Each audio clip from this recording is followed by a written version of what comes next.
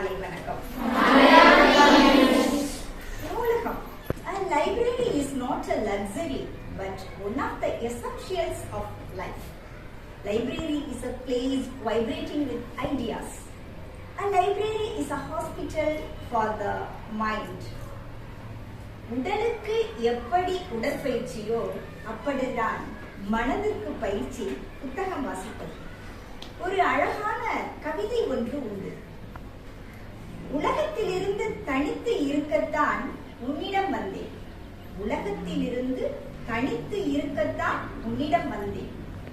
வந்த பிறகுதான் தெரிந்து கொண்டேன் உலகமே உன்னிடம்தான் இருக்கிறது என்று. நூலகம் என்னும் வடிவில் என்ன ஒரு அழகான அற்புதமான ஆழமான வரிகள். சாதிக்க ஆசைப்படுபவன் புத்தகத்தோடு இருப்பான். சாதனை புரிந்தவன் புத்தகத்தில் இருப்பான். இது உண்மை. ஆயக்கலைகள் 64 என்று நம் அனைவருக்குமே தெரியும். தான் கற்றவற்றை பிறருக்கு புரியும் வகையில் எடுத்து உரைப்பது ஒரு மிகச்சிறந்த அற்புதமான கலை. அந்த கலையில் கைவரப் பெற்றவர்கள் இந்த மாணவ செல்வங்கள். நான் பலமுறை கண்டு கேட்டு மகிழ்ந்திருக்கிறேன். நீங்களும் கேட்க வேண்டும், அதை பார்க்க வேண்டும் என்பதற்காக இந்த ஒரு நிகழ்வு. நான் 6th A படிக்கிறேன். நூலகத்துல இருந்து இந்த புலியின் நிறம்ங்கிற புத்தகத்தை எடுத்தேன். இந்த புத்தகம் எனக்கு ரொம்ப பிடிச்சிருந்துச்சு. நான் இந்த புத்தகத்தை வாசிச்சேன். இந்த புத்தகத்துல உள்ள ஒரு கதையில ஒரு புலி இருந்துச்சு. அந்த புலி மஞ்சள் கலந்த ஆரஞ்சு நிறம். அந்த ஆரஞ்சு நிறத்துல அந்த புலியோட உடல்ல கருப்பு கோடுகள் இருக்கும். அந்த கோடுகள் அந்த புலி ரொம்ப அழகா இருக்கும். ஒரு நாள் அந்த புலி காட்டுல நடந்து போயிட்டு இருக்கும்போது விலங்கியல் பூங்கா அதிகாரிகள் வந்து அந்த புலியை வலை போட்டு பிடிக்கிறாங்க. அந்த புலியை காட்டுக்கு விலங்கியல் பூங்கால வச்சா நல்லா இருக்கும் நினைக்கிறாங்க. முதல்ல அந்த புலியை வந்து கூண்டுக்குள்ள அடிச்சு பழகுறாங்க. அந்த புலிக்கு கூண்டு பிடிக்கவே இல்லை. உருமிக்கிட்டே இருக்கு, கத்திக்கிட்டே இருக்கு, கூண்டு இடிக்குது, கழுத்துக்குள்ள உள்ள போடுறாங்க. அந்த புலி சாப்பிடவே இல்லை. ஃபர்ஸ்ட் நாள் சாப்பிடல, 2வது நாளும் சாப்பிடல, 3வது நாள் ரொம்ப பசி. அந்த புலிக்கு ரொம்ப பசி. வேட்டையாடி சாப்பிட வழி இல்லை. இதுதான் சாப்பிட்டா அப்படின்னு சொல்லிட்டு அந்த புலி சாப்பிட ஆரம்பிச்சிருச்சு. காட்டு புலி இப்போ கூட்டு புலியா மாறிடுச்சு. கொஞ்ச நாள் அந்த புலி தன்னோட காட்டை நினைச்சு ரொம்ப ஏங்குச்சு. அந்த ஏக்கத்துல புலியோட நிலை கொஞ்சம் கொஞ்சமா மாற ஆரம்பிச்சிருச்சு. சுத்தத்துல அந்த புலியோட நிலை மொத்தமாவே போயிடுச்சு. நிறமே இல்லாத புலி அப்படின்னு சொல்லிட்டு எல்லாரும் புலியோட ஆச்சரியமா பார்த்தாங்க. நிறம் போன புலி பிரபலமாச்சு. ஓவியர்கள் வந்து புலிக்கு பழைய நிறத்தை பூசி பார்த்தா என்ன அப்படின்னு சொல்லிட்டு ஓவியர்கள் பெரிய பெரிய ஓவியர்கள் வந்தாங்க. ஓவியர்களோட கை சும்மா இருக்குமா? புலிக்கு நிறம் பூச ஆரம்பிச்சாங்க. புலியோட நிறம் ஒட்டவே இல்லை. கொஞ்சம் கொஞ்சமா பூசிக்கிட்டே இருக்கணும், கடைசி வரை ஒட்டவே இல்லை. ஒரு வித்தியாசமான ஓவியர் வராரு. அந்த ஓவியர் புலியோட காதுல ஏதோ சொல்றாரு. அப்புறம் நிறமே தொடாம வெறும் தூரியை மட்டும் எடுத்து புலியோட உடம்புல பூசுறாரு.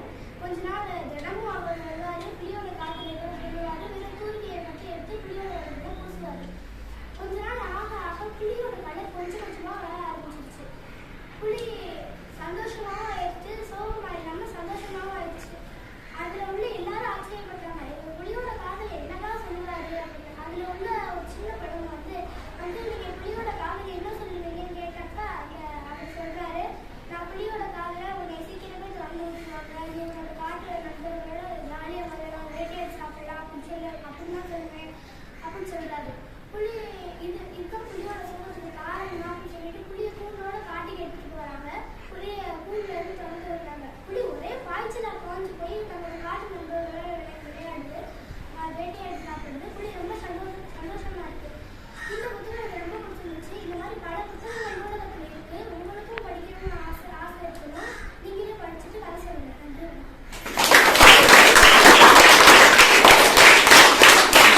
அனைவருக்கும் வணக்கம். என் பெயர் தனுஷ்கா ஸ்ரீனிவாஸ்.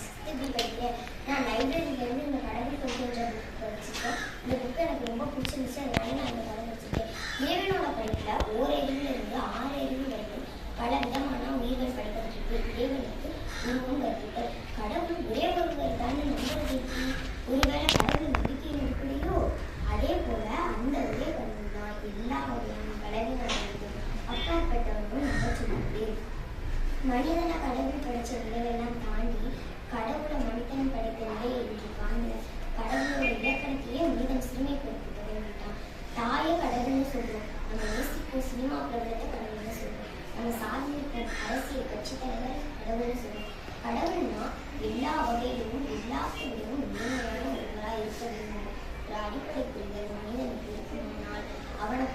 சரிசமமான படைப்பை நம்ம கடவுள் இந்த கல்வியை காமிக்கிறோம்.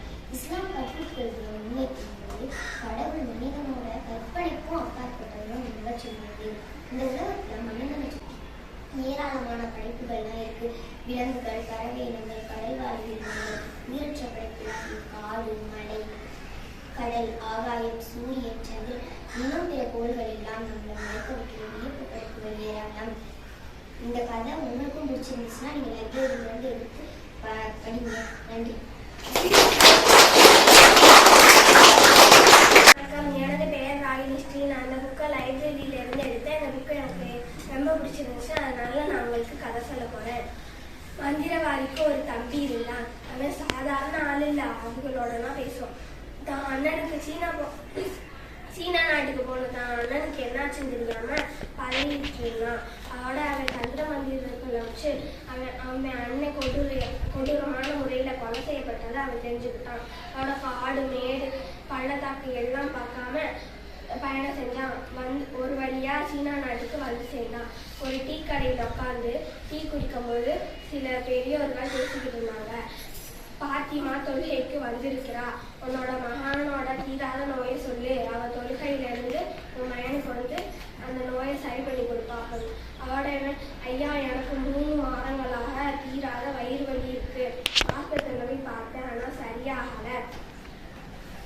காசுதான் செலவாச்சு. அவங்க என்னோட நோயை சரி செய்வாங்களா அப்படின்னு. சரி செய்வாங்க. ஒரு மலைக்கு மேலதான் அவங்க இருக்காங்க அப்படின்னு சொன்னாங்க. அவனும் அந்த மலைக்கு சென்று பாத்திமா கோயிலுக்குள்ள போன உடனே பாத்திமாவை மிரட்டி பாத்திமாவை கொண்டு பாத்திமாவை இடத்துல அரண்மனைக்கு வந்தானான். அதோட அலாவுதீன் வந்து வேட்டைக்கு போன உடனே இளவரசி இருந்தாங்களாம். அரண்மனைக்கு வந்து இளவரசி வந்து வாங்க, நான் பாத்திமா வந்திருக்கேன் அப்படின்னு. அதோட அவங்களும் வர வச்சாங்களாம் வீட்டுக்குள்ள. அதோட அவங்களுக்கு ஒரு தனி ரூம் கொடுத்தாங்க. வேட்டைக்கு போயிட்டு வந்த உடனே வீட்டுக்கு யார் வந்தாங்க அப்படின்னு கேட்டாங்க அலாவுதீன். அதோட இளவரசி சொன்னாங்கன்னா, தொழுகைக்கு வந்த பாத்திமா வந்திருக்காங்க. அதோட நான் ஒரு ரூமுக்குள்ள உட்கார வச்சிருக்கேன் அப்படின்னு. அதோட அலாவுதீன் தூங்கிட்டு இருக்கும்போது அவன் வந்து அலாவுதீனை கொல்ல வந்தானா. அதோட இவன் அலாவுதீன் தெரிஞ்சுக்கிட்டு அவனையே கொண்டுட்டானா. நன்றி.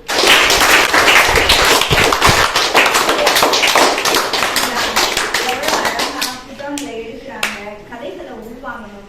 இந்த சின்ன வயசுலயே நீங்க புத்தகம் படிக்கக்கூடிய பழக்கத்தை பழகிட்டீங்கன்னா பிற்கால வாழ்க்கை உங்களுக்கு ரொம்ப பிரைட்டா இருக்கும், வளமா இருக்கும், சந்தோஷமா இருக்கும், மன கஷ்டமே இருக்காது. புரியுதா? அதனால கண்டிப்பா எல்லாரும் நூலகத்துக்கு வந்து புத்தகத்தை எடுத்து படிக்கணும்.